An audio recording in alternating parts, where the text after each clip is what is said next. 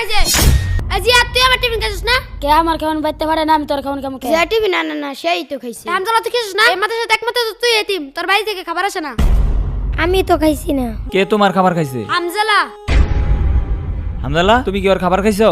না হুজুর আমি তো খাইছি না। হয়তো বলতেছে তোমার খাবার খায় নাই, তুমি শুধু শুধু তার সন্দেহ করতেছো কেন? হুজুর এই মাদ্রাসায় ওই শুধু এতিম, ওর বাড়ি থেকে খাবার আসে না। শোয়েব যখন পানি আনতে গিয়েছিল তখন বিড়ালে খেয়ে ফেলেছে। সন্দেহ করে ঠিক না, যাও ওর কাছে ক্ষমা চাও।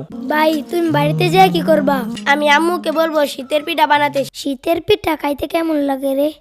বিরাট মজা। আমি তো ছুটির অপেক্ষায় রয়েছি, ছুটি দিলে বাড়িতে যাব। শীতের জন্য 10 দিনের ছুটি দেওয়া হয়েছে। হ্যাঁ বাড়িতে যাব। বাড়ি যাব, চল চল।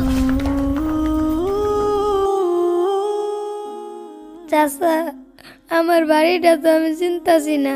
সন্ধ্যা হয়ে যাইতেছে, মাদ্রাসাতে ফিরে যাও গা। তুমি কি করবা? হুজুর আমার তো কোথাও যাওয়ার জায়গা নেই, আমি মাদ্রাসাতেই থাকি।